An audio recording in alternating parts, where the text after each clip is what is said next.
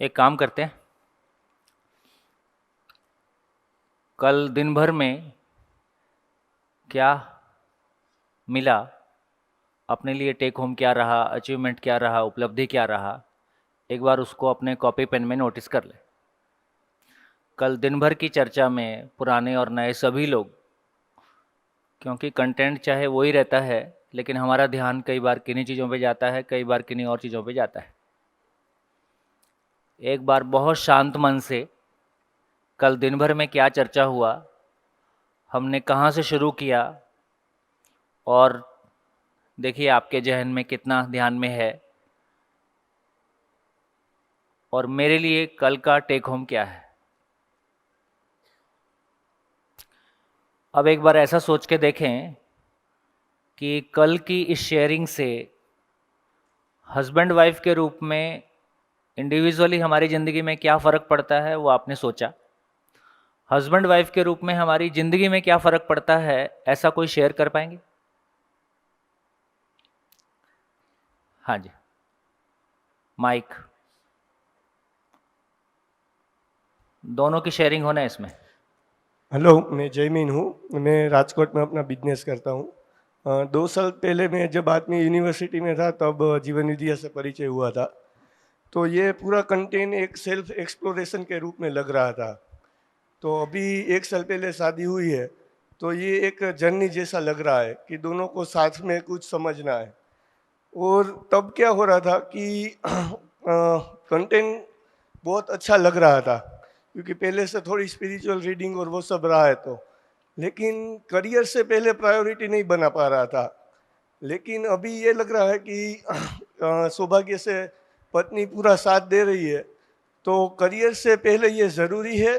और एक अपॉर्चुनिटी भी है कि कितना सुखपूर्वक हम जी सकते हैं साथ में।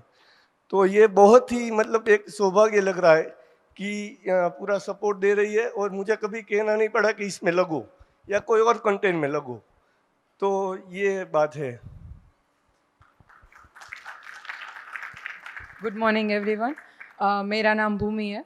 तो मैंने यूएचवी वर्कशॉप्स ऑनलाइन, जब ये कोरोना काल चल रहा था तब मुझे इसके बारे में पता चला और मैंने 2 वर्कशॉप्स अटेंड किए जो इंट्रोडक्टरी थे वही। किससे किससे पता चला?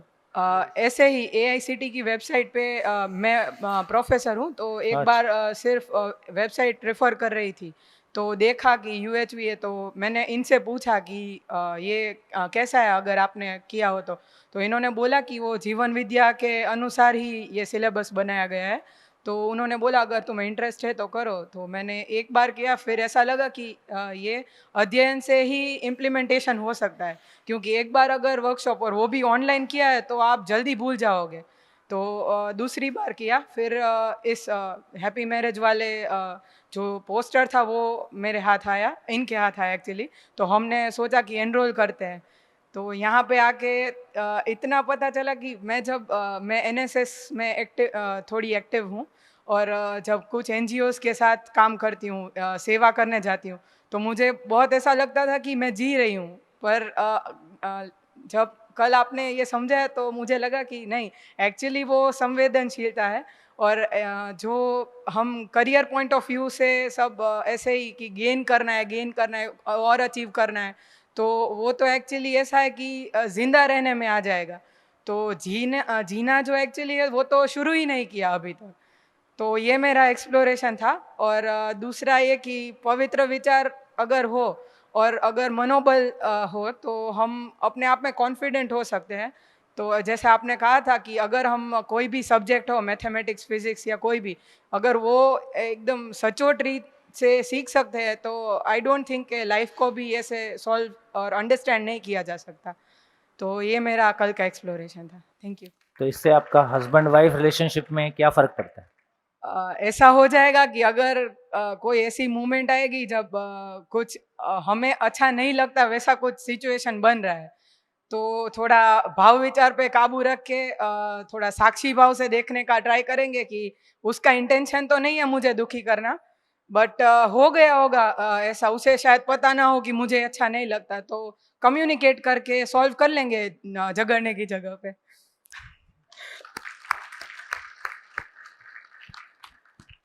देखिए इनकी शेयरिंग में दो बातें कहना चाहूँगा।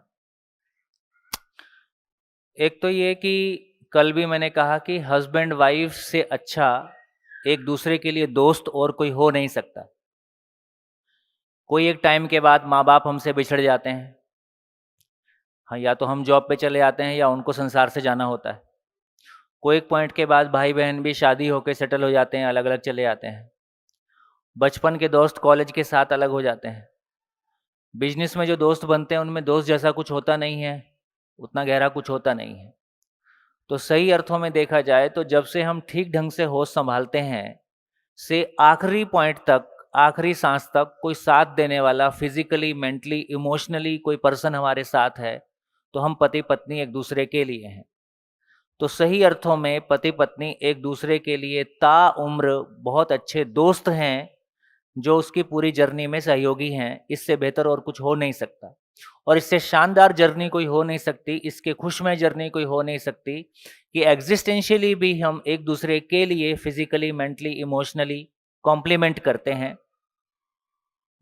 अभी जो जेंडर इशू को लेके मेल फीमेल और इक्वलिटी और तमाम ये बातें चली, उससे हमारे भीतर एक कंपटीशन का भाव पैदा हुआ। मैं ईगो ईगो प्रॉब्लम डेवलप हुआ। मैं ही क्यों काम करूं, आधी रात तक बच्चा मैं संभालूंगी, आधी रात तक बच्चा तुम संभालोगे, आधी रात के बाद। तो ये पति पत्नी में 50% नहीं होता है। पति पत्नी में 50% जिंदगी नहीं होती है कि आधा अधिकार मेरा है, आधा अधिकार तुम्हारा है। पति पत्नी में दोनों एक दूसरे के लिए होते हैं। दोनों का, एक का सब कुछ दूसरे के लिए, दूसरे का सब कुछ पहले के लिए, और जो कुछ भी होगा वो दोनों की सहमति से तय करके हो सकता है कि नहीं, मैंने बना ली तो रोटी रोटी तुम बनाओगे, ऐसा बांट के नहीं होता है। जो होता है प्यार से होता है। फिर एक जन पूरा खाना भी बना सकता है, जरूरी नहीं है कि महिला ही खाना बनाएगी, पुरुष भी। आजकल लोगों के टेस्ट बहुत बदले हैं, तो सब कुछ हो सकता है। तो ये बांट के 50% नहीं होता है, ये प्यार से होता है। पति पत्नी में मैथमेटिक्स नहीं चलता है, संबंध में मैथमेटिक्स नहीं चलता है, लॉजिक भी नहीं चलता है। चलता है तो केवल प्यार चलता है, और केवल प्यार चलता है। एक बात। दूसरी बात ये कहना चाहता था, जिस पे आपका ध्यान ठीक से चला जाए, कि देखो अब ये क्लैरिटी बन रही है कि यदि हम दो लोग दोस्त हैं और जर्नी है, तो जर्नी का कोई पर्पस है, जर्नी का कोई डेस्टिनेशन है। देखो गूगल पे आप डालते हो, कोई डेस्टिनेशन डालते हो, तो वो आपका लोकेशन पूछता है। जब तक लोकेशन और डेस्टिनेशन दोनों नहीं डालेंगे तो क्या जर्नी शुरू हो सकती है? आपको ना लोकेशन पता है ना डेस्टिनेशन पता है, क्या जर्नी करोगे? झगड़ा करने के सिवा और कुछ कर नहीं सकते। लिख के दिया जा सकता है, किसी भी पति पत्नी में झगड़ा होगा ही, ये पक्का है। पड़ोसियों को पता चले ना चले, इतना ही हो सकता है। इंग्लिश में लड़ें, हिंदी में लड़ें, गुजराती में लड़ें, इतना ही हो सकता है।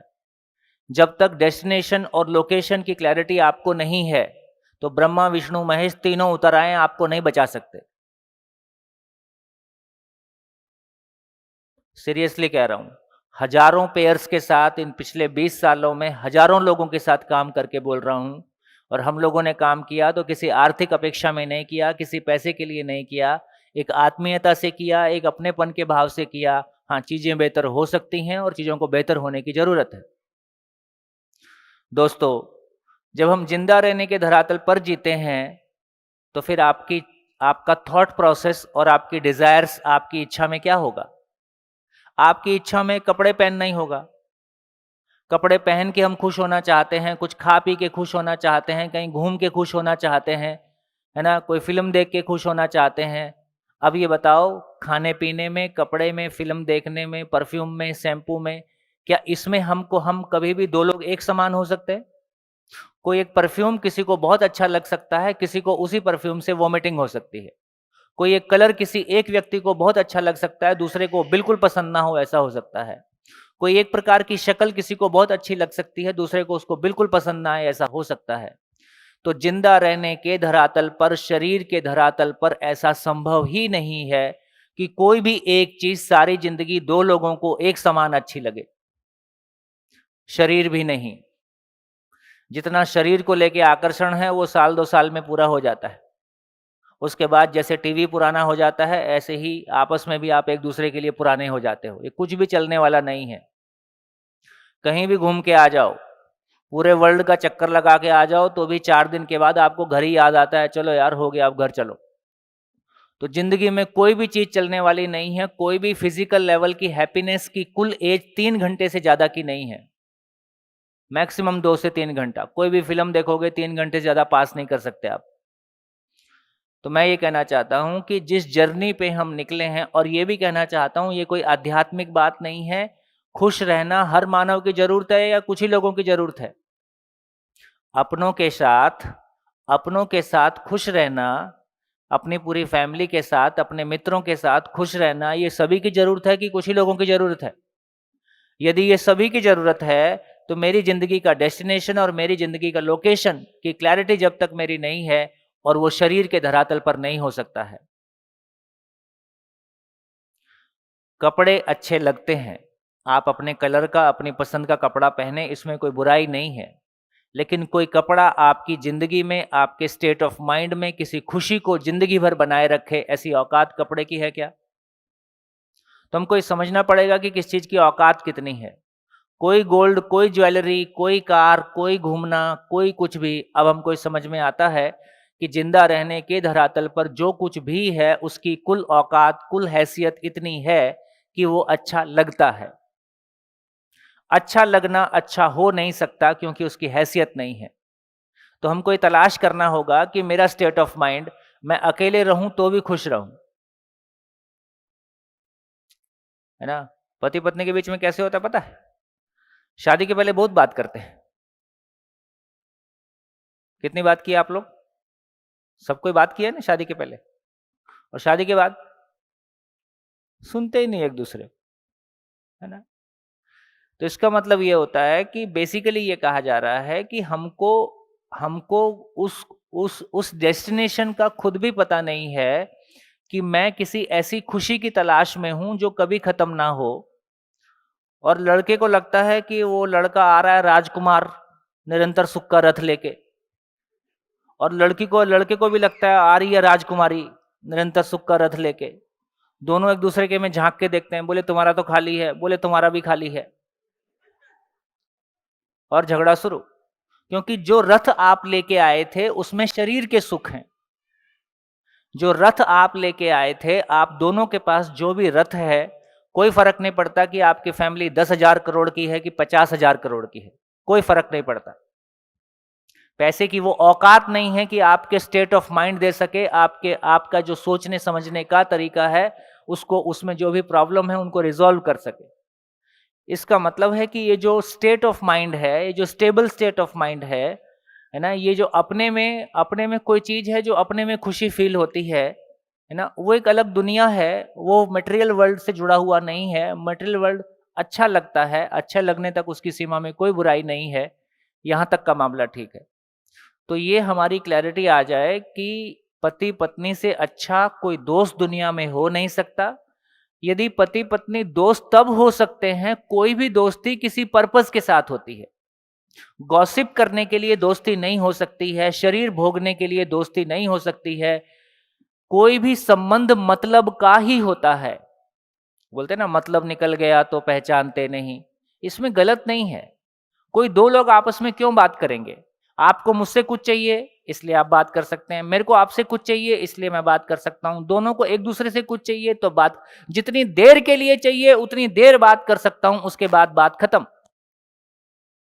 अपने अपने घरों में नोटिस कर लीजिए, आपके मदर और पेरेंट्स में कितनी बातचीत होती है और क्या बातचीत होती है। उम्र बीतने के साथ साथ पति पत्नी संबंध में, उम्र के बीतने के साथ साथ संबंध में बासीपन आ जाता है। बात करने के लिए कुछ बचता नहीं है। दोनों बैठ के साथ में टीवी देख सकते हैं, इतना ही कर सकते हैं। या आज क्या बनाओगे, बच्चे की फीस जानी है, बच्चे को स्कूल जाना है, कितने बजे आओगे, सब्जी भी लानी है। हम फिजिकल लेवल की बातें कर रहे हैं। घर में देखिए बातचीत का कंटेंट क्या है। घर में बातचीत का सारा कंटेंट इतना ही है कि आप कुछ वस्तुओं के बारे कोई बात कर रहे हो। अपने कहाँ ये बात हुई कि जब हम साथ मिले थे, हमारा लेवल ऑफ कॉन्फिडेंस क्या था, हमारा लेवल ऑफ क्लैरिटी क्या था, मेरी ज़िंदगी में मैं किस लोकेशन पे था, आज इतने साल हमको साथ रहते हुए हो गया, मेरी ज़िंदगी में क्या चेंज आया है, मेरी स्टेट ऑफ माइंड में क्या चेंज आया है, ऐसी चर्चा के लिए हमारे पास कहाँ डायलॉग है, कहाँ उसके लिए हमारी योग्यता है। देखो, इस बात पे हमारी क्लैरिटी बनती है कि यदि मैं एक इलेक्ट्रॉनिक्स इंजीनियर हूँ, यदि मैं एक डॉक्टर हूँ, तो मैं मेडिकल टर्मिनोलॉजी में बात कर सकता हूँ। और जब मैं मेडिकल टर्मिनोलॉजी में बात करता हूँ और जिसको मेडिकल प्रोफेशन का ज्ञान नहीं है, क्या वो उसको समझ सकता है? उसके लिए वो एकदम फॉरेन लैंग्वेज है। मेरे घर का ही कोई व्यक्ति, यदि मेरा ही हस्बैंड या मेरी वाइफ यदि मेडिकल प्रोफेशन वाला है और मैं मान लीजिए इंजीनियर हूं, तो मेरी इंजीनियरिंग की टर्मिनोलॉजी उसके लिए फॉरेन लैंग्वेज है और उसकी मेडिकल की टर्मिनोलॉजी मेरे लिए फॉरेन लैंग्वेज है। तो दोस्तों, इसलिए ये भी कहना चाहता हूं कि अभी हमारे पास Gujarati, Marathi, Hindi, English, German, Latin language है। मानव भाषा हमारे पास नहीं है। मानव के भाव को व्यक्त कर सके, हमारे भाव को हम समझ सकें, अपने लोकेशन को, अपने डेस्टिनेशन को हम समझ सकें और उस पर बात कर सकें, वो लैंग्वेज ही हमारे पास नहीं है, वो शब्द ही हमारे पास नहीं। हमारी सारी योग्यता केवल वस्तुओं पे बात करने की है। हम गाड़ी के बारे में बात कर सकते हैं, हम साड़ी के बारे में बात कर सकते हैं, हम खाने के बारे में बात कर सकते हैं, हम घूमने फिरने के बारे में बात कर सकते हैं। इससे ज़्यादा हमारी कोई जिंदगी पे बात करने की हमारी कोई योग्यता नहीं है। उसके बाद भी हंस लेते हैं, क्या बुरा है? आप माइक्रोबायोलॉजी पे बात कर सकते हो, जिंदगी पे बात करने की कोई जिंदगी से तो हम डरे हुए हैं, भयभीत हैं, और जबकि जिंदगी से खूबसूरत कोई चीज नहीं है। मैं अकेला हूं तो भी उतना ही खुश रह सकता हूं, सबके साथ हूं तो भी उतना ही खुश रह सकता हूं। आप यदि ठीक नहीं हो तो भी मैं अपना रास्ता निकाल सकता हूं, है ना। जिंदगी में वो भाव और विचार की दुनिया इतनी पावरफुल है ना, वो इतनी बड़ी दुनिया है, उसके सामने फिर सारी दुनिया बहुत छोटी सी नजर आती है। और आप इतना अपने आप में कॉन्फिडेंट फील करते हो कि सारी दुनिया, ये जो जितनी सारी चीजों को अभी हम बहुत ओवर इवेल्युएट कर रहे हैं, है ना। तो इंजीनियरिंग मेरी जिंदगी का छोटा सा पार्ट है। देखो, ये भी एक सोचने लायक बात है। कल जो हमने चर्चा किया, हम में से कितने लोग इंजीनियर्स हैं? ये देखो, इंजीनियरिंग सारी जमात इंजीनियरिंग मिलेगी। मैं भी हूं, ठीक है, था वंस अपॉन ए टाइम। कितने लोग डॉक्टर्स हैं? 2-4 लोग डॉक्टर्स। कितने लोग सीए हैं? 2-4 लोग सीए हैं, ठीक है। कितने लोग टीचर्स हैं?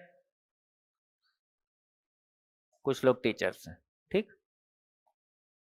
अब आप ये सोच के देखिए, आपको याद होगा कि डॉक्टर तो हमेशा अपने नाम के सामने डीआर लिखता ही है।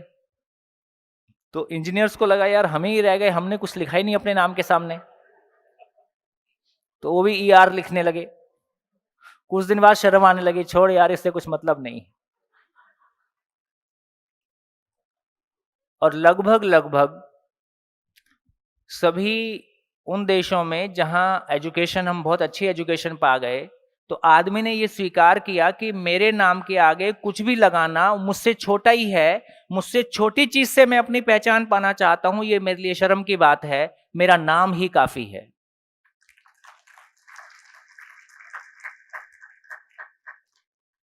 आपको तो याद नहीं होगा, हमारे जब हम लोग छोटे होते थे तो उस समय एजुकेशन कम थी, मतलब उतने लोग क्वालिफाइड नहीं होते होंगे, तो लोगों के घर के सामने से कभी कभी निकलते थे ना, तो नेम प्लेट लगी रहती थी, BA, MA, LLB। अब यार ये अंडरस्टूड है ना कि MA किया है तो BA किया ही होगा। लिख 5th 10th 12th BA MA LLB, लिख, सारा ही लिख। तो हमारा इतना इन्फीरियरिटी कॉम्प्लेक्स है, हमको लगता है कि मेरे अपने नाम से मेरी कोई पहचान नहीं है। तो दोस्तों, इस बात को हमने पिछले सालों में भोग के देखा है कि हमारी डिग्रियों के आधार पे हमारी पहचान से हमको तृप्ति नहीं मिली है, हमारे इंजीनियर होने से हमको तृप्ति नहीं मिली, हमारे डॉक्टर होने से हमको तृप्ति नहीं मिली, हमारे IAS होने से हमको तृप्ति नहीं हुई, हमारा कुछ भी होने से, हमारे प्रोफेशन से हमारी तृप्ति नहीं है। वो तृप्ति नहीं है जिस तृप्ति की तलाश मुझको है। डॉक्टर का अपने नाम के सामने डॉक्टर लिखना जरूरी है, क्योंकि यदि डॉक्टर किसी ट्रेन में ट्रैवल कर रहा है और किसी को प्रॉब्लम है तो हम कम से कम लिस्ट देख के लोकेट कर सकते हैं, हाँ डॉक्टर है, ये सपोर्ट कर सकता है। तो डॉक्टर के सामने डॉक्टर लिखा जाना इसलिए जरूरी माना गया, वो एक तरह से सामाजिक नीड है। तो इसका मतलब ये हुआ कि ये अपने में जांचने के लायक बहुत बढ़िया इशू है कि जिस तरह से आदमी की आवश्यकता रोटी को कपड़ा और मकान है, उसी तरह से उसकी आवश्यकता सम्मान और पहचान है। तो सम्मान और पहचान मेरे लिए बिल्कुल वैसे ही है जैसे रोटी कपड़ा और मकान है। तो रोटी कपड़ा और मकान की जरूरत मेरी पूरी हो गई, क्योंकि मुझको पता है कि पानी से प्यास बुझता है और खाना खाने से भूख मिट जाती है। लेकिन ये सम्मान और पहचान नाम की चीज की तलाश मुझको है, लेकिन इसको पूरा करने का तरीका मेरे पास नहीं है ना। तो एक समय तक हमको लगा कि मैं सुंदर दिखूंगा तो उससे मेरी पहचान हो जाएगी। ऐसा नहीं हुआ, है ना, ऐसा नहीं हुआ। कोई समय के जो यदि फिजिकल लेवल के पैरामीटर्स जिनको आप अपनी पहचान का आधार मानते हो, जो आज आपकी पहचान के लिए आपको अच्छे लगते हैं, कल यही आधार आपको डराते हैं, क्योंकि शरीर आज जवान है, कल बूढ़ा होगा। और यदि आपने मान रखा है कि जवान शरीर ही सुंदर होता है, तो जब बुढ़ापे से आपको वैसा डर लगेगा जैसा आपको भूत को देख के डर लगता है, क्योंकि आपके पैरामीटर्स गलत हैं। यदि आपने पैसे को अपनी पहचान का आधार बनाया है तो पैसा कम ज्यादा होता रहेगा, आपका कॉन्फिडेंस लेवल कम ज्यादा होता रहेगा। पैसा आपके पास कम ज्यादा ना भी हो तो आपके आसपास कम ज्यादा पैसे वाले लोग मिलते रहेंगे और आपका कॉन्फिडेंस हिलता रहेगा।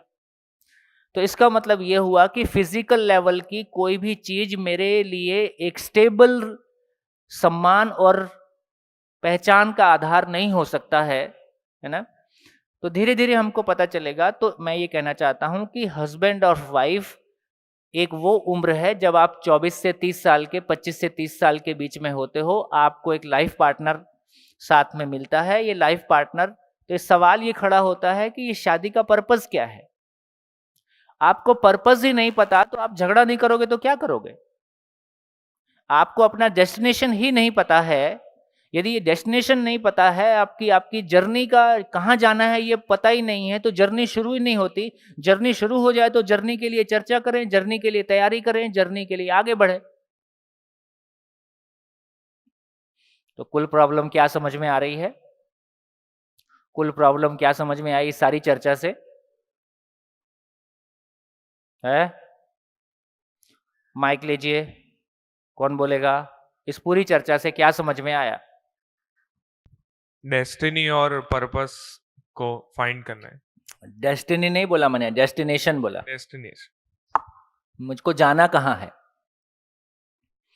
तो चलिए, मैं सोचता हूं कि इस पे एक अच्छी शेयरिंग शैलेंद्र भाई और पत्नी से कराना चाहते हैं। शैलेंद्र भाई और पत्नी, भाभी जी आइए। पिछले 2 शिविरों से इनसे मुलाकात हुई। काफ़ी एक ब्राइट पेयर है और काफ़ी जिंदगी में उपलब्धि पाए हुए लोग हैं। सामने आइए, सामने। जिंदा रहने और जीने को लेके जो क्लैरिटी आपको मिली, या पिछले 2 वर्कशॉप से जो क्लैरिटी आपको मिली, आपकी एज कितनी है लगभग? आपसे पूछ लूं कि नहीं पूछ? 43, आप तो पूछ 37। सकते हैं, ऐसे बोलते हैं लेडीज से एज नहीं पूछना चाहिए। 38। हाँ जी। मैं शुरू करता हूँ, फिर आई थिंक अर्चना खत्म कर देगी। तो बोटाद करके एक जगह है यहाँ पे, वहाँ पे जन्म हुआ। 12वीं कक्षा तक गुजराती माध्यम में पढ़े और फिर बीएससी किया रसिक गणपत वासना कॉलेज से। एमसीए किया रोलवाला से और काम शुरू किया, नौकरी मिल गई। 99 Y2 के प्रॉब्लम के हिसाब से नौकरी मिली नहीं। 4250 में एमसीए के बाद नौकरी शुरू किया और 2 साल में ही लगा कि यार ये प्रोग्रामिंग तो मैं नहीं कर पाऊंगा। वैसे एमसीए किया था, ऐसा तो आई थिंक सोम जी हैं, काफ़ी लोगों को नहीं मालूम है ये सब जो बता रहा हूँ मैं। तो फिर सोचा कि एमबीए कर लेता हूँ। कैट की प्रिपरेशन की, वहाँ पे लड़की मिल गई यूनिवर्सिटी लाइब्रेरी में, उससे पहले ही मिल गई थी।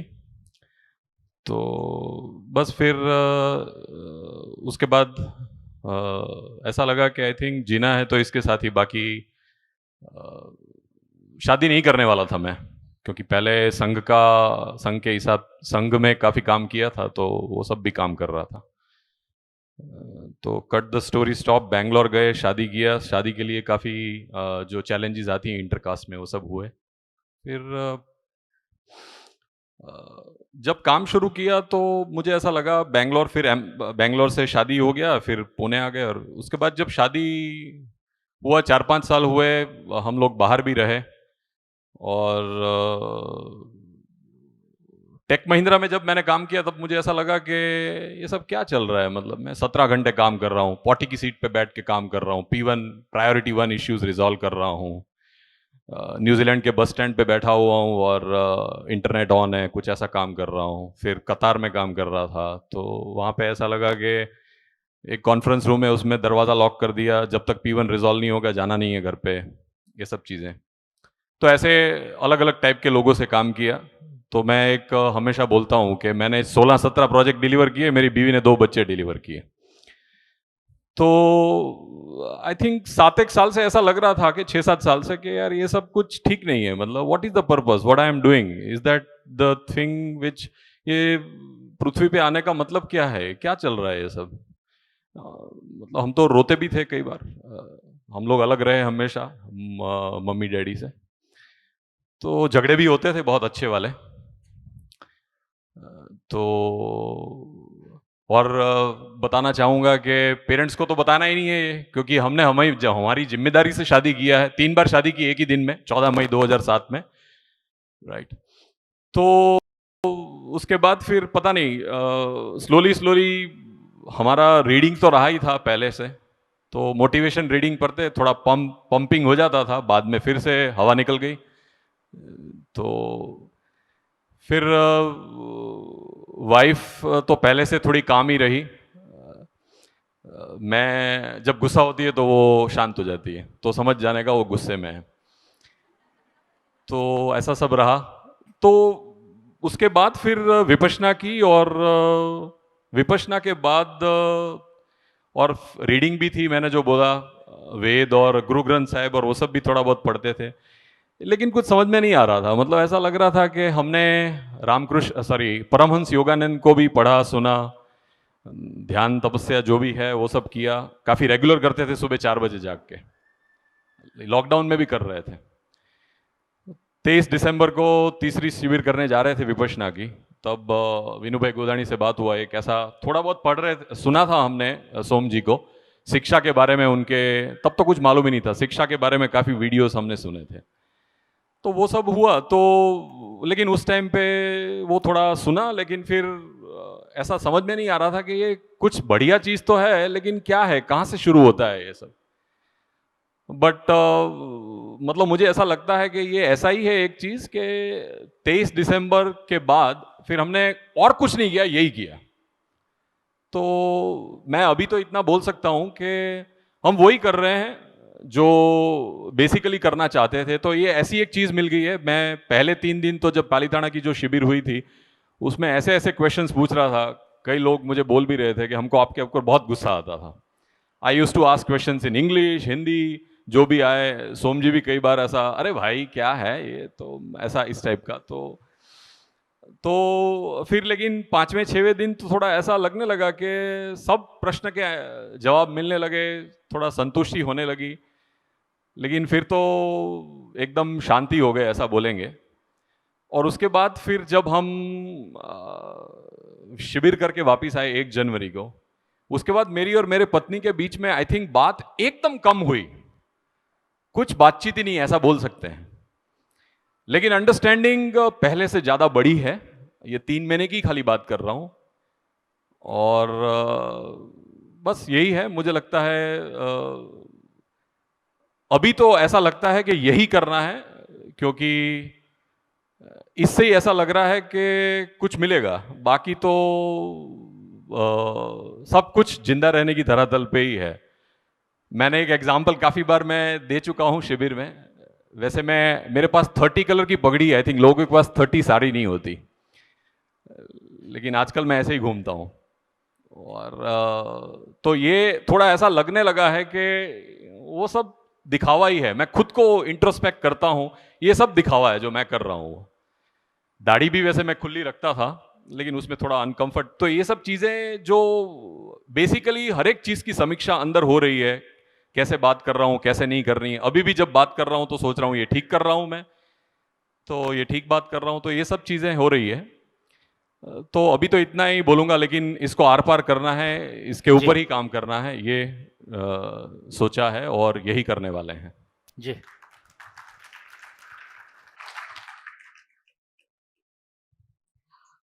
हमारे लिए तो मैं बोलूँगी सबसे बड़ी उपलब्धि ये रही, क्योंकि शादी करना एक बात है, और जब बच्चे आते हैं तो रियली हमारी आंखें खोल देते हैं वो, क्योंकि अभी वो हमारी रिस्पॉन्सिबिलिटी है। तो जैसे कि हमने अभी तक जैसे भी जो भी हम सर्च करते थे, तो एक जगह ऐसी नहीं मिली थी कि वहाँ पे से एक हमको हर एक क्वेश्चन के आंसर्स मिल जाए, कि बच्चों को कैसे संभालना है, पति पत्नी का रिलेशन कैसे होता है, माँ बाप का हमारे साथ क्या रिलेशन है, हमारा नेचर के साथ क्या रिलेशन है, वो एक जगह पे कहीं से नहीं मिल रहा था। तो बहुत ढूंढने की ट्राई की, और तो यहाँ पे ये लगा है कि यहाँ पे हर एक क्वेश्चंस के आंसर है, हमको वो लॉजिकली भी समझ में आ रहा है, और जैसे समझते जा रहे हैं वो अपने अंदर ही एक शांति बनती जा रही है कि नहीं, ये जो है ये सही है और इसके अलावा कुछ हो नहीं सकता। तो अभी ऐसा लगता है कि कोई क्वेश्चंस है ही नहीं, बस अपने को एक ही काम करना है कि समझना है, अध्ययन करना है। और जिस तरह से यहाँ पे बोला जाता है कि जो भी जिंदा रहना, जीना है, जिसके जितना हम अपनी लाइफ को पहचानते जाते हैं, जैसे कि मैं क्या कर रही हूँ उसके हिसाब से अगर मैं सोचती हूँ, तो क्वेश्चंस जो उठते हैं कि मैं ऐसा बिहेवियर क्यों कर रही हूँ, सामने वाला ऐसा क्यों कर रहा है, तो उसके अपने आप ही आंसर मिलते जाते हैं। तो हम अभी तो ऐसा हो रहा है कि मैं अपने आप को भी समझ रही हूँ, साथ साथ में सामने वाले को भी समझ रही हूँ। तो बहुत सारे अंदर का जो गुस्सा है, या तो हमको लगता है कि ये सारा क्यों है, ऐसा क्यों करते हैं, तो वो तो अभी चला गया है। तो पर्पस एकदम क्लियर होता जा रहा है, और अभी तो ऐसा है कि ये तो आर पार करना ही है। तो सबसे बड़ी तो उपलब्धि यही है। और हमको अभी मुझे ऐसा लगता है कि मेरे दोनों बच्चों के लिए अभी मुझे कोई टेंशन नहीं है। पहले मुझे था कि कैसे संभालेंगे, कैसे बड़े होंगे, जब बाहर भी जाते थे तो स्कूल अच्छी नहीं लगती थी कि भाई ये स्कूल में चल क्या रहा है। फिर जो सोसाइटी में बच्चे जो जिनके साथ वो खेलने जाते थे, उनके माँ बाप का बिहेवियर, बच्चे जिस तरह से हमारे बच्चों के साथ बिहेव करते थे, तो वो भी लगता था। लेकिन अभी एक कॉन्फिडेंस बना है कि नहीं, there is a way, so we can do it.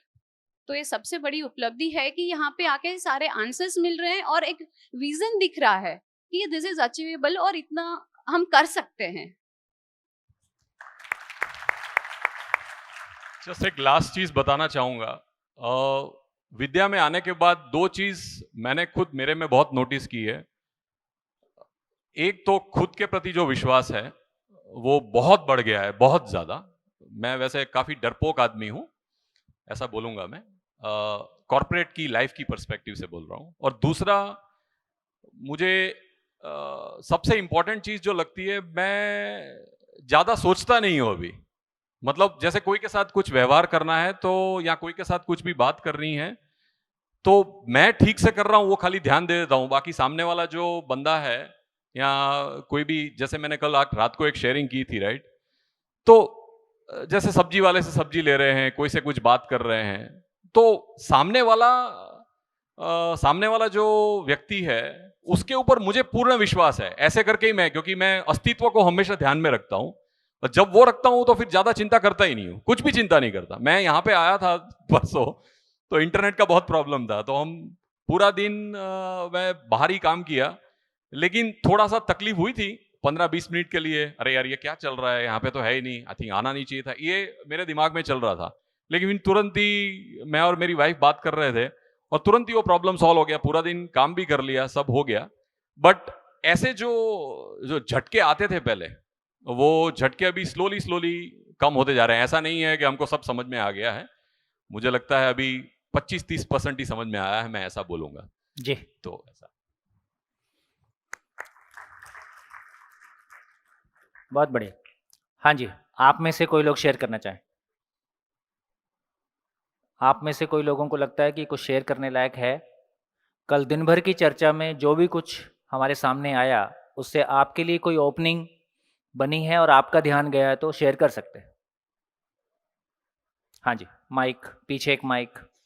कल के पूरे दिन के सेशन के बाद आफ्टर ये सारी चीज़ें सुनने के बाद मैं ये मानता हूँ कि अगर इंट्रोस्पेक्शन नहीं होता है तो इसका शायद कोई मतलब नहीं बनता है। सुनने के बाद अगर वो चीज़ वापस प्रोसेस होती है तो वो जब मैं प्रोसेस कर रहा था कि आज पूरे दिन में क्या हुआ, हम किस फ्लो से, मतलब बेसिक चीज़ें सीखने से, बेसिक प्रॉब्लम्स क्या हैं, वो कहाँ से जनरेट हो रही है, क्यों जनरेट हो रही है, वो मटेरियलिस्टिक हैं या रियल हैं, ये सारी चीज़ें प्रोसेस करने के बाद मुझे पता लगा कि अगर मैं अपने मन को एक लेवल पे रख सकूं जो कोई भी परिस्थिति में ऊपर नीचे ना हो, तो शायद हर चीज़ का सॉल्यूशन निकल सकता है।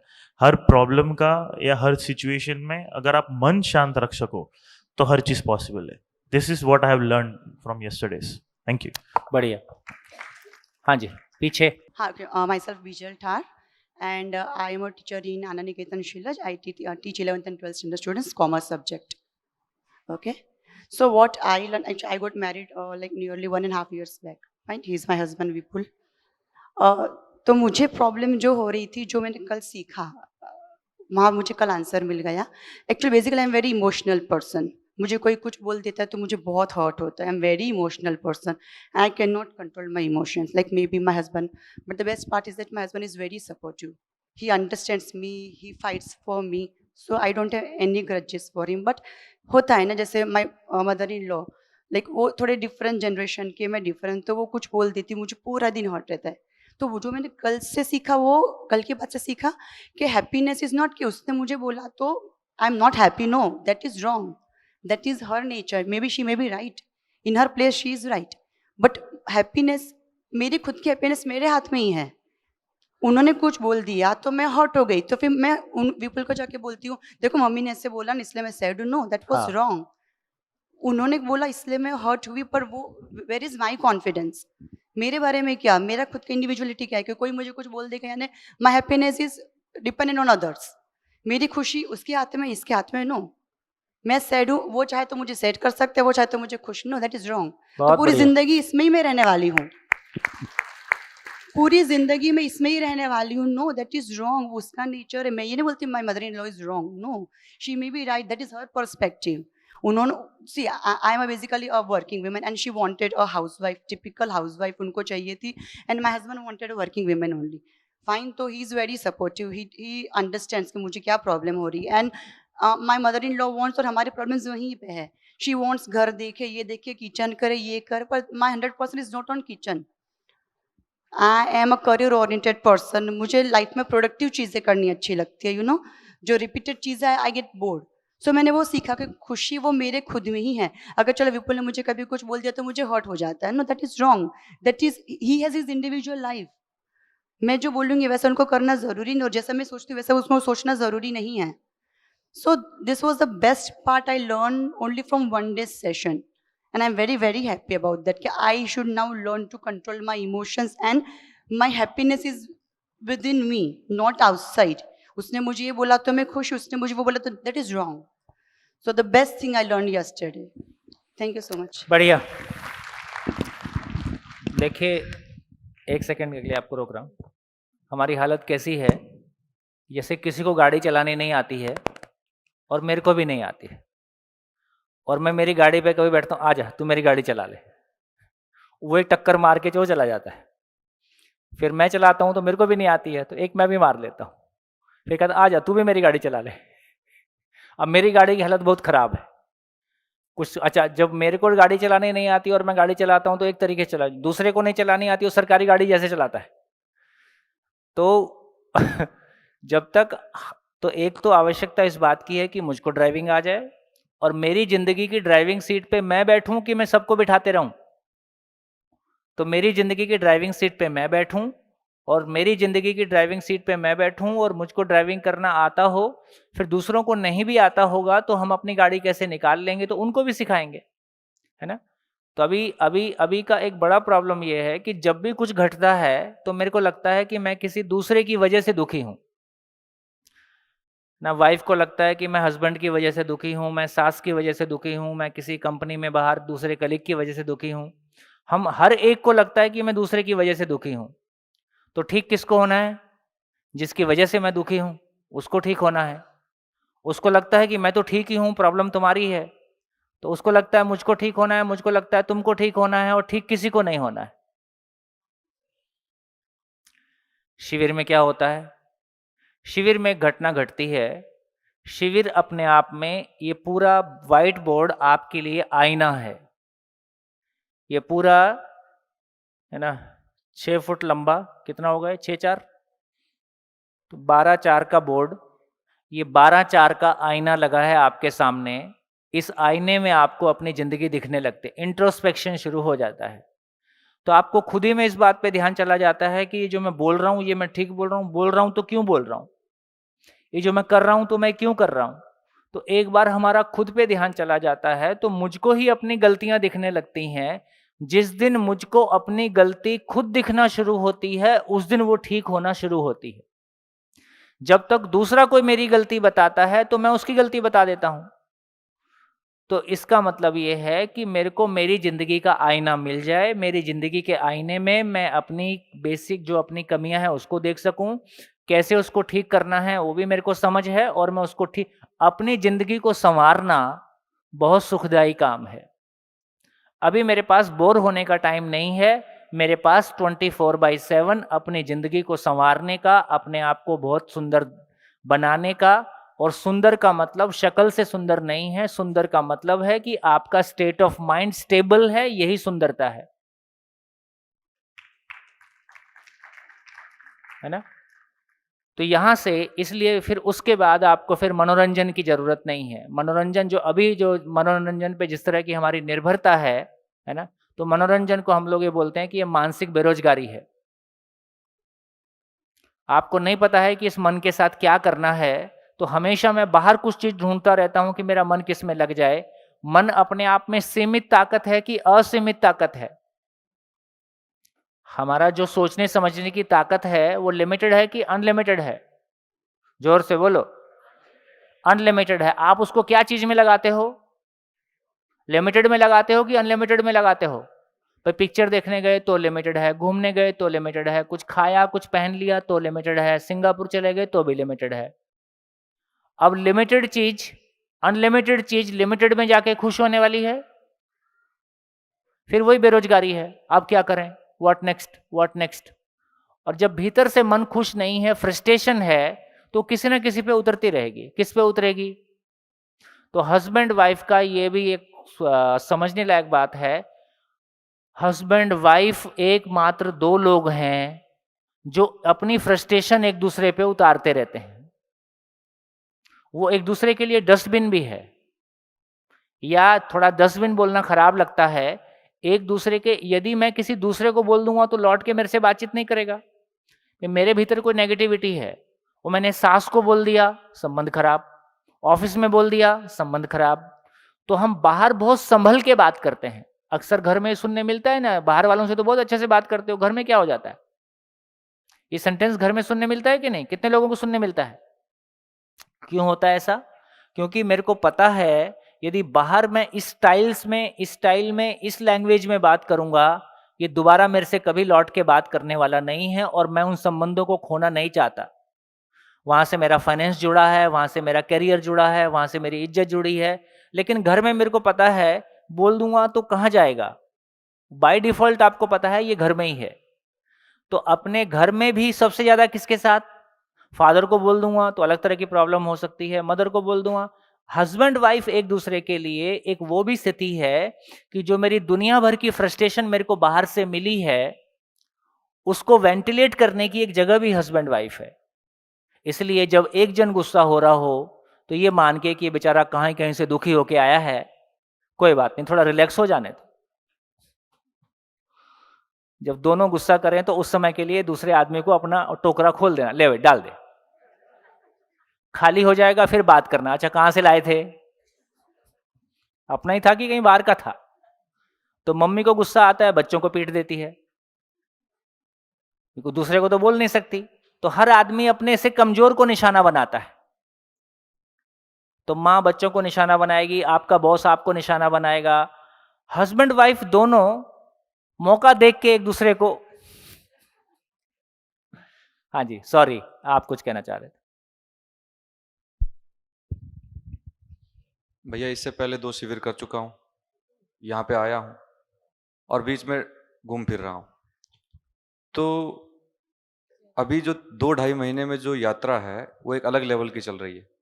इंट्रोस्पेक्शन का लेवल बहुत ज़्यादा बढ़ गया है। बाहर चीज़ें बदल रही है, कोशिश कर रहा हूँ कि अंदर चेकअप सेम मेंटेन रह रहा है कि नहीं।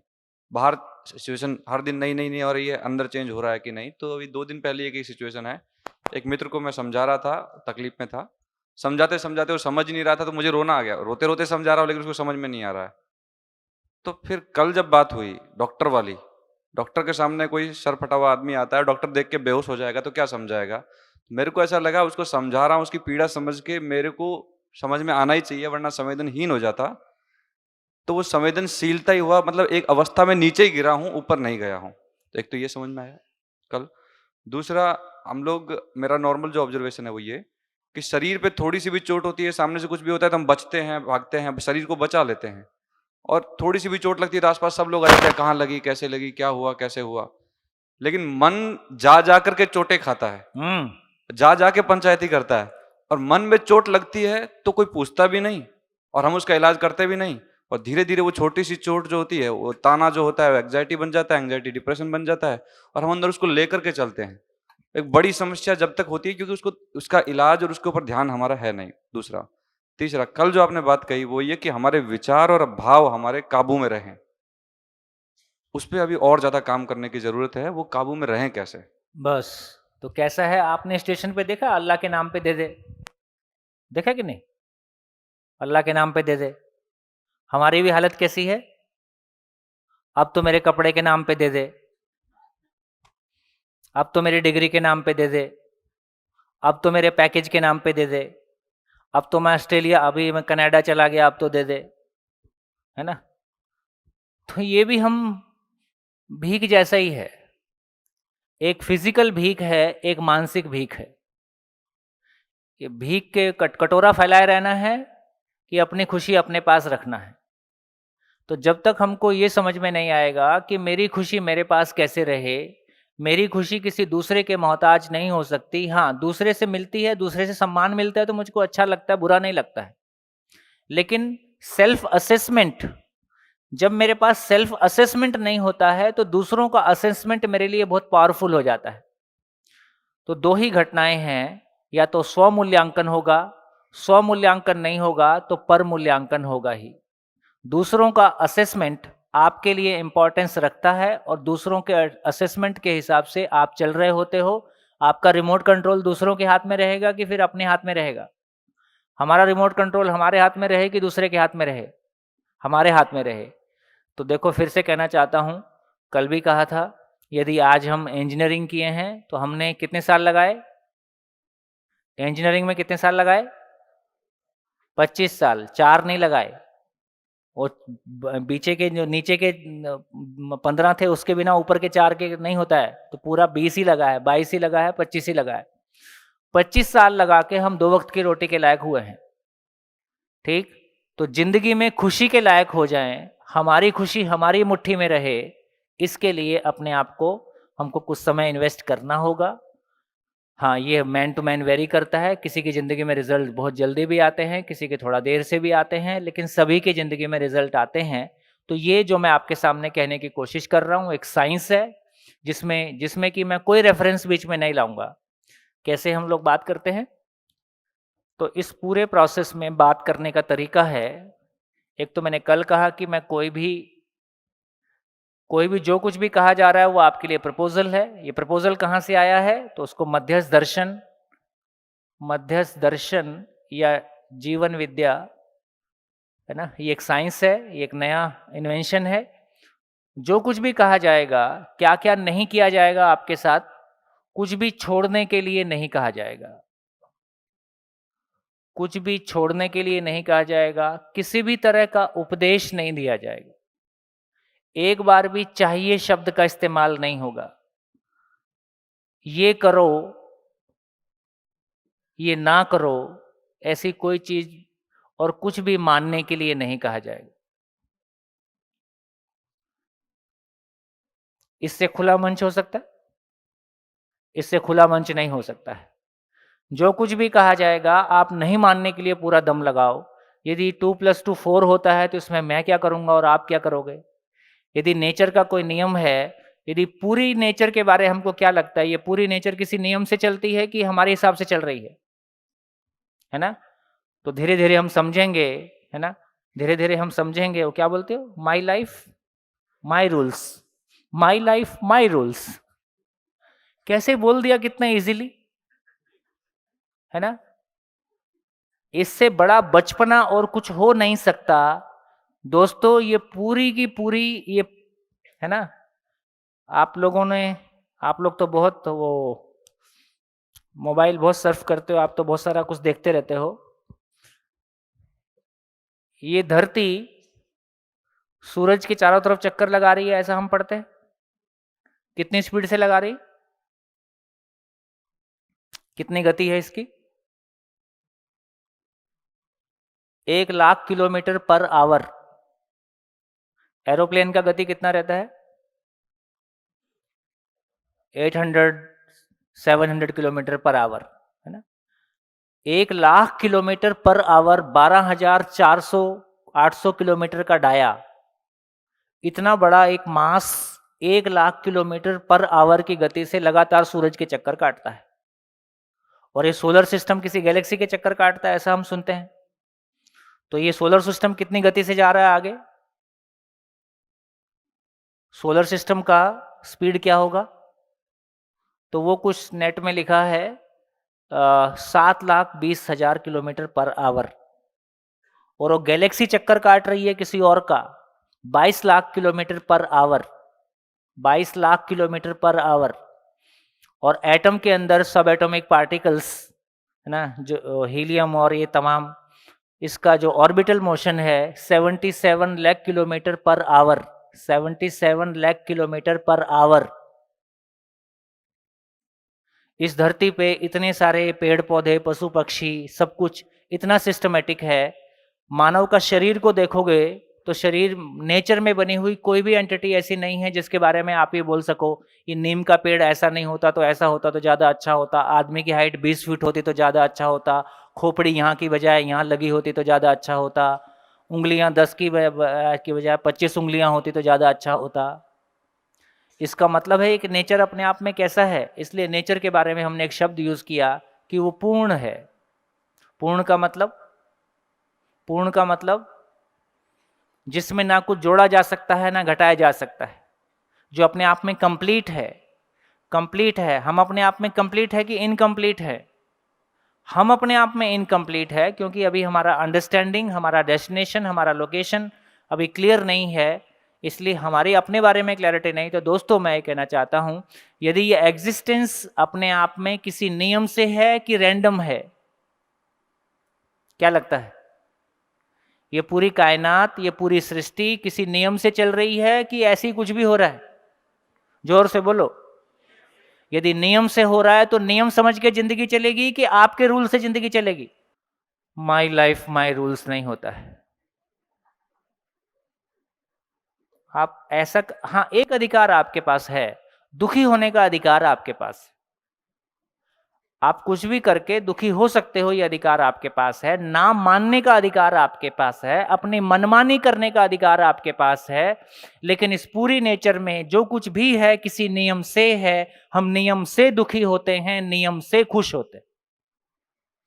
इसलिए दुख की बहुत अच्छी परिभाषा है, नियम का विरोध ही दुख है। जब भी दुखी हुए इसका क्या मतलब है?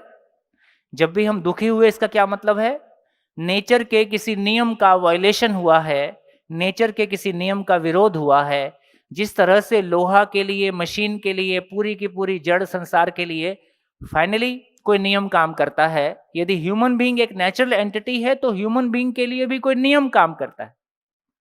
महापुरुष नियम बनाता है कि जिसने नियम को समझा उसका नाम महापुरुष है। साइंटिस्ट नियम बनाता है कि जिसने नियम को समझा उसका नाम साइंटिस्ट है। तो कोई साइंटिस्ट, कोई देवी देवता कोई नियम नहीं बना सकता। नियम एग्जिस्टेंस में है। जिन्होंने उस नियम को पहचाना उसको कभी हम साइंटिस्ट के नाम से बुलाते हैं, कभी हम महापुरुष के नाम से बुलाते हैं।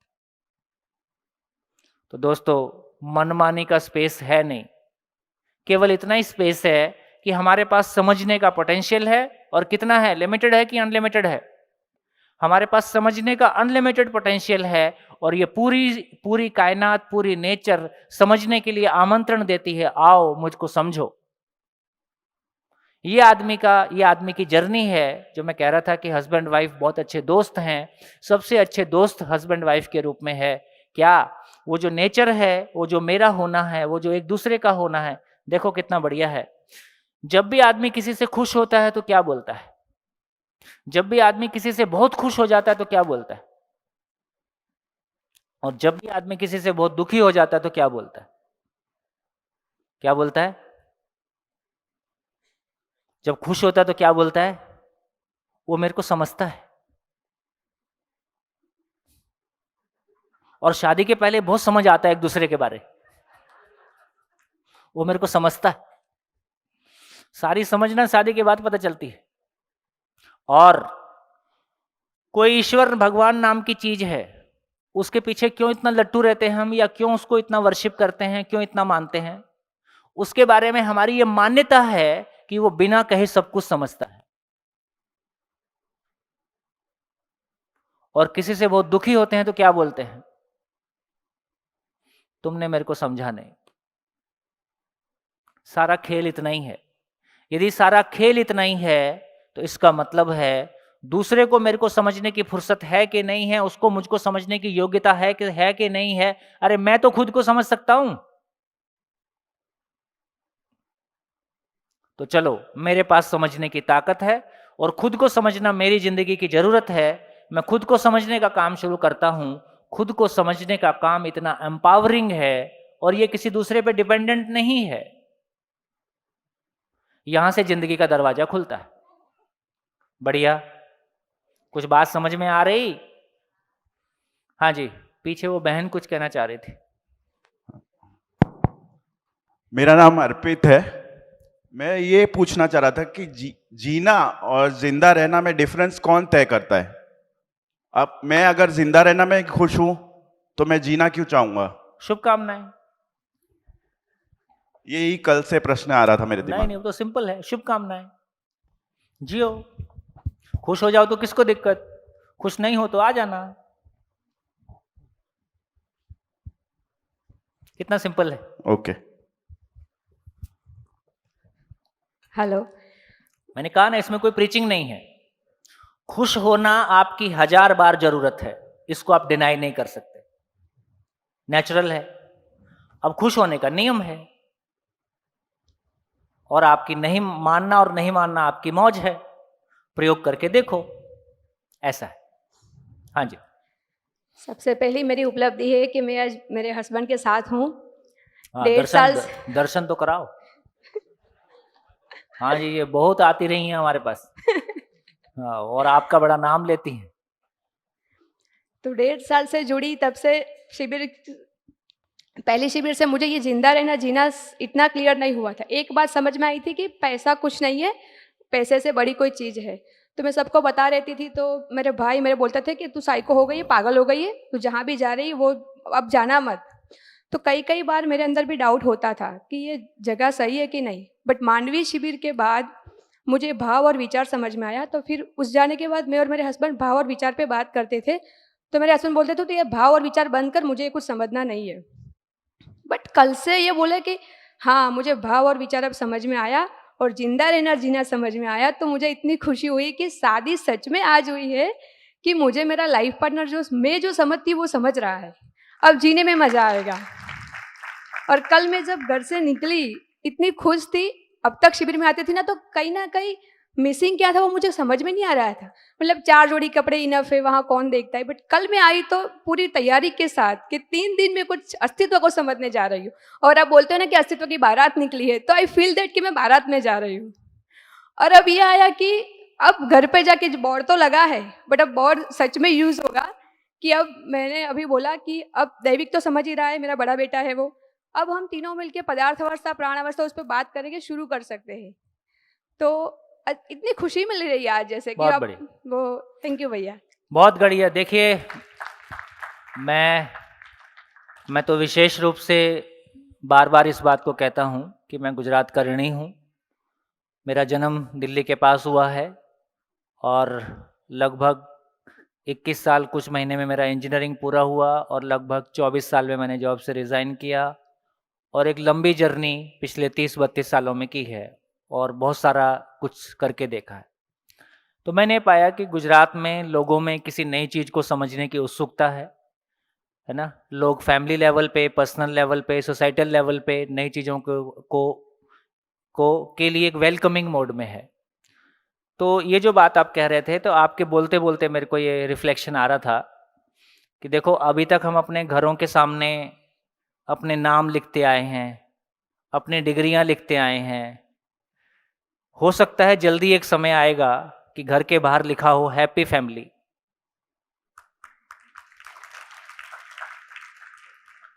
तो वहां से निकलते लोग उस घर में घुस के पूछेंगे भाई क्या करते हो। पहले तो चेक करेंगे कि है कि नहीं है ना। यार हमारा नहीं है, तुम्हारा कैसे हो गया है तो पहले चेक भी करेंगे। तो जरूरत इस बात की है, फिर से कहना चाहता हूं, इस देश में आपके करोड़ों फॉलोअर्स हो जाएं, ये सामान्य घटना है, कोई बड़ी बात नहीं है। बेवकूफ़ी बिकती है इस देश में।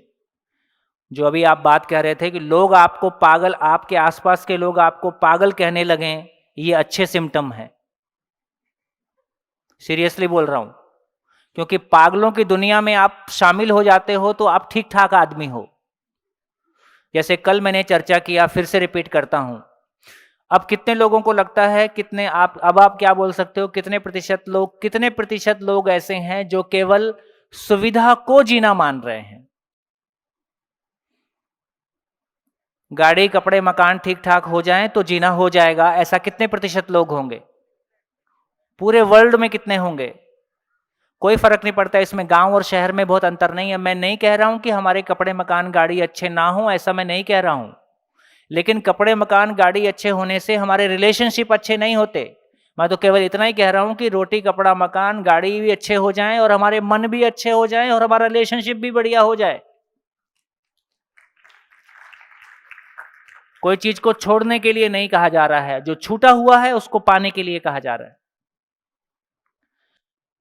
तो कितने प्रतिशत लोग संसार में हैं जो केवल संवेदनशीलता को जीना मान रहे हैं? किसी को कंबल दे दिया, एक स्कूल बना दिया, या है ना, इस तरह के ब्लड डोनेट कर दिया। अच्छे काम हैं, बुरे काम नहीं है, इनकी जरूरत है। पर ये कर देने से भी कोई मेरा स्टेट ऑफ माइंड स्टेबल हो गया, मेरे अंदर का इन्फीरियरिटी कॉम्प्लेक्स दूर हो गया, मेरे भीतर के कॉम्प्लेक्सेस दूर हो गए, मेरे मन में जो बेचैनी है, असुरक्षा है, ये दूर हो गया। क्या ऐसा होने वाला है? ऐसा होने वाला नहीं है। उसकी दवाई अलग है। सुकून मिलता है, अच्छा लगता है, लेकिन उसकी सीमा है। एक दिन अच्छा लगता है, 2 दिन अच्छा लगता है, वापस मैं अपनी उसी स्टेट में होता हूं। और ये सुनने के बाद भी ये भी अच्छा लगता है, सुनने से ये भी अच्छा लगता है, 1 हफ्ते बाद ये भी गायब हो जाएगा।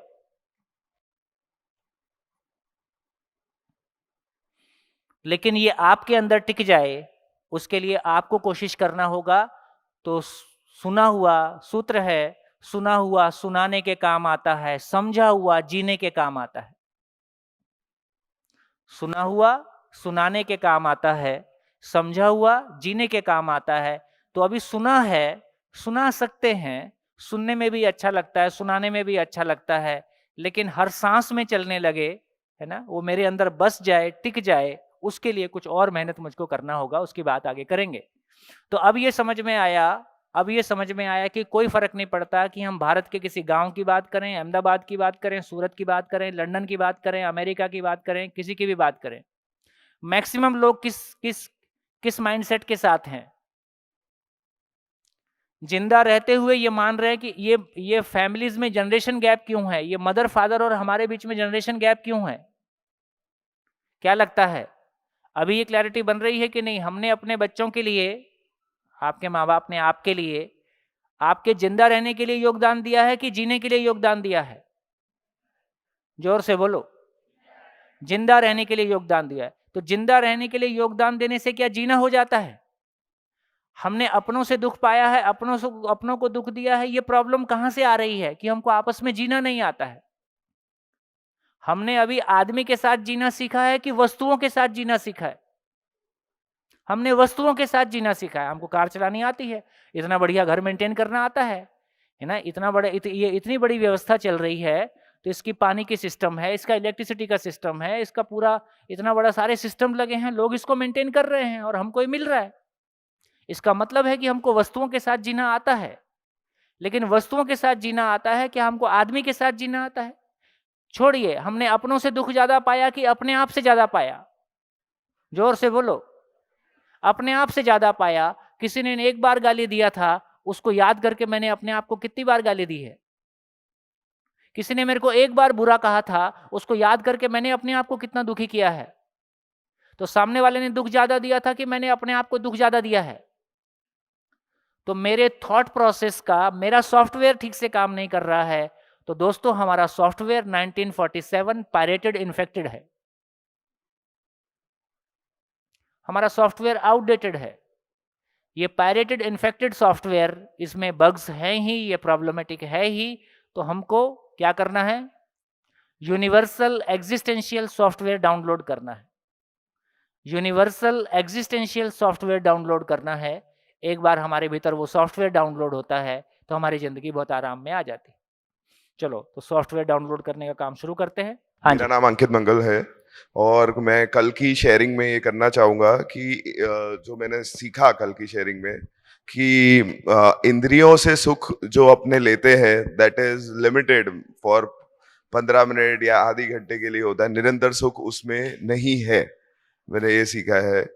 और दूसरा, अपने विचार और भाव को कांस्टेंट कैसे रखे वो इम्पोर्टेंट है। उसी को जीना कहेंगे, वो जिंदा नहीं है ऐसा, अगर वो नहीं रखते तो।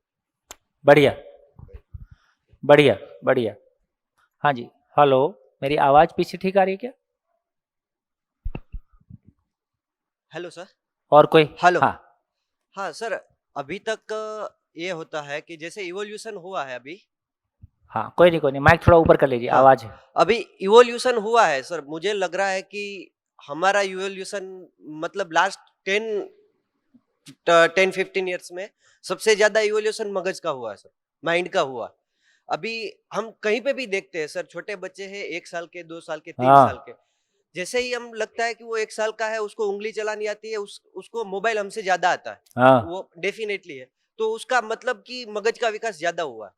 तो अभी यहाँ से मुझे कल का गेन ये हुआ है सर कि अभी जो भी मानव है, एग्जिस्टिंग है, उनको लॉजिकल सॉल्यूशन चाहिए। अभी तक जो धर्म दे रहा था, जो भी कोई भी दे रहा था, बहुत तो बढ़िया। वो लॉजिकल सॉल्यूशन कोई नहीं दे रहा था। सब दे रहे थे कि आगे से लिखा हुआ है, इसलिए हम आपको बोल रहे हैं ये आपका सॉल्यूशन है। वो भी शायद मुझे लगता है कि सही होगा, हो भी सकता है, नहीं भी हो सकता है, बट उसका कोई लॉजिक नहीं बैठता था। जब यहाँ पे हम लॉजिक देखते हैं, जैसे सर बाय एजुकेशन में इंजीनियर हूँ, तो मुझे लगता है कि 1 + 1 = 2 होता है, या तो पाइथागोरस प्रमेय है। तो वो मैं समझता हूँ, मुझे समझ में आता है, उसके बाद मैं मानता हूँ कि हाँ भाई ये चीज सही है। जब अभी आप ये लॉजिकल वे में हमको समझा रहे हैं, तो अभी ऐसा लग रहा है कि हाँ ये कहीं पे डेस्टिनेशन पे लेके जा सकते हैं। बहुत मतलब बढ़िया। कि ये पूरा लॉजिकल चल रहा है, तो मगज में आराम से फिट हो रहा है। बहुत बढ़िया, बहुत बढ़िया, बहुत बढ़िया। Thank you. गुड गुड, ठीक कह रहे, ठीक कह रहे। Thank you. चलिए, तो वर्कशॉप शुरू करते हैं। जीना क्या है? जीना क्या है?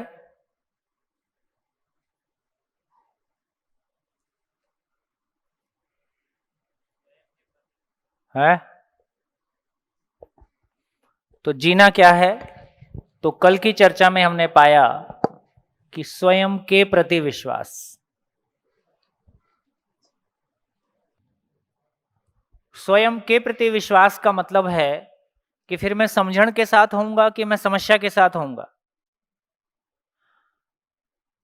स्वयं के प्रति विश्वास का मतलब है मेरे पास मेरी जिंदगी के सारे क्वेश्चंस के प्रैक्टिसेबल आंसर होंगे या मैं प्रॉब्लम के साथ जूझता रहूंगा। हाँ, ये जवाब देते जाओ। जब भी मैं बोलता हूं तो आपको रिस्पॉन्ड करना है ना। और ठीक नहीं लगता है तो खड़े होके बोलना है कि हमको ठीक नहीं लग रहा है, और क्या ठीक नहीं लग रहा है उस पर बात करेंगे। फिर से रिपीट करता हूं, क्योंकि लॉजिक एक स्टेप हम बिल्डअप करते जाएंगे। मैंने आपसे कहा कि जीने का मतलब है स्वयं के प्रति विश्वास। स्वयं के प्रति, हाँ बेटा कुछ बोलना चाह रहे? Yes sir. हाँ। जीने का मतलब आपने बताया था कि जब हमें दुख का एहसास नहीं होता है, हमें सभी चीज अपने आप के अराउंड सब कुछ ठीक लगता है, उनको हम जी रहे हैं ऐसा बोल सकते हैं। उसके लिए सबसे पहले हमें चाहिए कि अपने भाव और विचार पे कंट्रोल आए, तो और अपने आप को ही समझो। अगर मैं अपने आप को समझ सकती हूँ तो वो सब चीज अपने आप होती रहेगी। जो स्टेप्स हमने कल ड्रॉ किए थे उसमें काफी चीजें मुझे ऐसी कल लग रही थी कि हाँ, भाव और विचार पे हम फोकस तो कर रहे हैं, हम अपने आप को देख रहे हैं कि मुझे कब ऐसा रिएक्शन क्यों आ रहा है, मैं ऐसा कब क्यों बोल रही हूँ। बढ़िया। तो उस पे टाइम लगाना और उस पे सोच विचार के हर इंसिडेंट से हम कुछ सीख रहे हैं। तो आपने बताया था कि हम सीखने को कैसे अपने आप को इम्प्रूव करें, तो गलतियों से सीखते हैं। आपने कहा नहीं, गलतियों से नहीं सीखते हैं, हमें अपनी समझ से सीखना है। अच्छा, उस पे बोल रहे। तो मैं ऐसा समझ सकती हूँ कि हाँ, मैंने गलतियां की है, तो गलतियों को कैसे सुधार सकते हैं, उस पे सोच के ये स्टेप आगे बढ़ सकता है। बढ़िया। मेरे को लगता है कि जो मैंने कल कहा थोड़ा सा उसमें कम्युनिकेशन में गैप है, मैं उसको पूरा कर देता हूँ। हाँ जी, कल हमने एक इम्पॉर्टेंट चर्चा की थी कि मानव सही से सीखता है कि गलतियों से सीखता है। ठीक हो गया? और इस चर्चा में ये निकल के आया कि हमारे घर में संबंधों को लेके लगातार गलतियां हो रही हैं, झंझट हो रहे हैं, और जब मेरी शादी होती है तो या तो वही झंझट होते हैं, वो झंझट सारी गलतियां देखने के बाद भी वो गलतियां, तो हम गलतियों से नहीं सीख रहे हैं क्योंकि झंझट ठीक नहीं हो रहे हैं। इसका मतलब है, लॉजिक ये कहता है कि हम गलतियों से सीखते हैं कि नहीं सीखते हैं।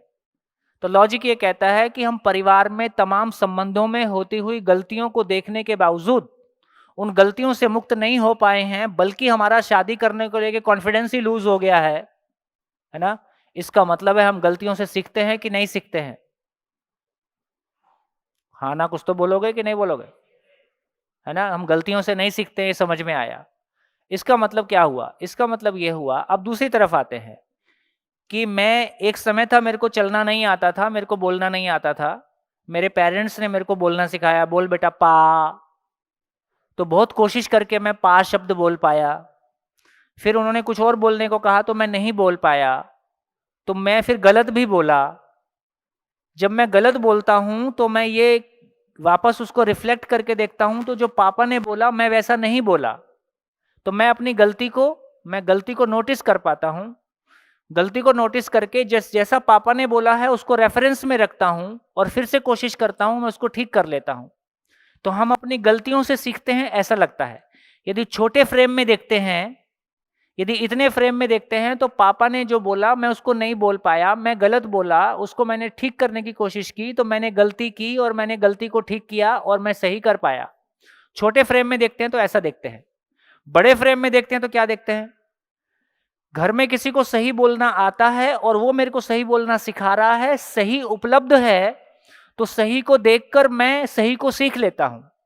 बड़े फ्रेम में देखते हैं तो मैं सही को देखकर सही को सीख लेता हूं। छोटे फ्रेम में देखते हैं तो उस सीखने के प्रोसेस में मैंने एकदम से सही को नहीं सीख लिया था, धीरे धीरे कुछ गलतियां करते हुए सीखा।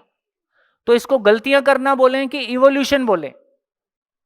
तो मैंने कहा कि इसको गलतियां नहीं बोलेंगे, इसको सही को सीखने के प्रोसेस में इवॉल्व होना कहेंगे। आप कहना चाहें तो मैंने सही को करने के प्रोसेस में कुछ गलतियां की और अपनी गलतियों से मैंने सीख ली और मैंने ठीक किया। लेकिन गलतियों से मैंने सीख ली और मैंने ठीक किया क्योंकि मेरे पास रेफरेंस था, क्योंकि मेरे पास सही का रेफरेंस था। तो मेरे को मैथमेटिक्स आ जाती है क्योंकि किसी को मैथमेटिक्स आती है।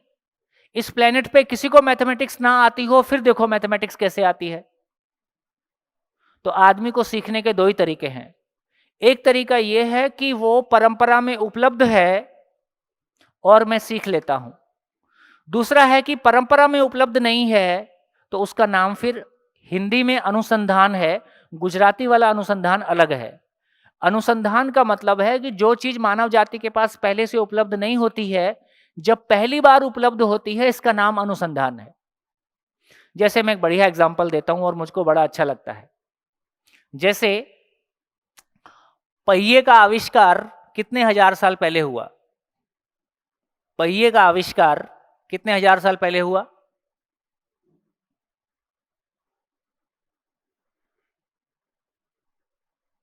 अरे कुछ तो पढ़ा होगा। कितने हजार साल पहले हुआ होगा? 1000, 2000, 10,000। ठीक, मान लीजिए 10,000 साल पहले पहिए का आविष्कार हुआ। ठीक, और धातु का आविष्कार कब से हो गया? धातु को हमने कब से पहचान लिया? मेटल को, ये भी हजारों साल पहले पहचान लिया।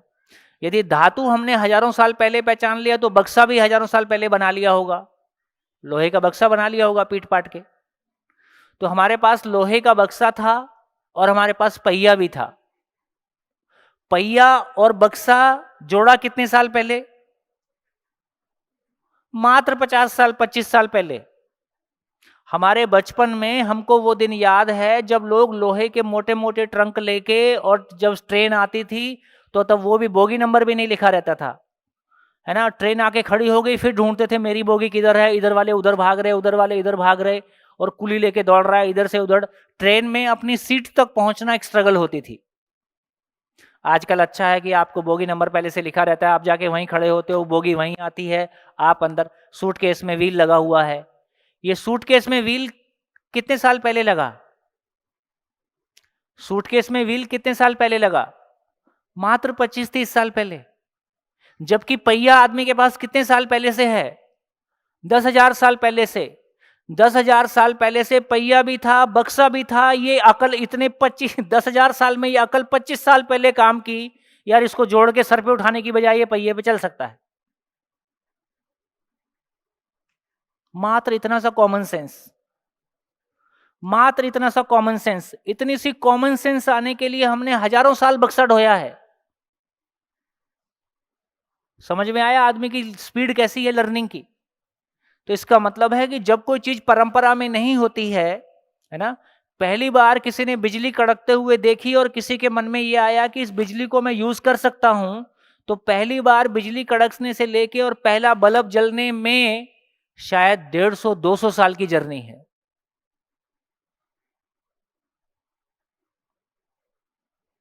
तो इसका मतलब है कि जब कोई चीज मानव जाति के पास उपलब्ध नहीं होती है और वो पहली बार उपलब्ध होती है, पहली कार बनने में कितना टाइम लगा होगा? पहली कार बनने में कितना टाइम लगा होगा, है ना। और अब कार बनने में कितना टाइम लगता है? रोज हजारों कारें बनती हैं। इसका मतलब है कि जब कोई चीज पहली बार, ये पहली बार समझ आने में कितना टाइम लग रहा है ना।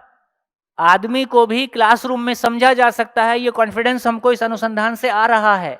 आदमी को क्लासरूम में लाया जा सकता है। मैं कोई रेफरेंस पे बात नहीं, दुनिया जहां से क्वेश्चन ला सकते हो ले आओ, हर क्वेश्चन का प्रैक्टिसेबल आंसर मिलेगा और आप बोलोगे कि मिला है।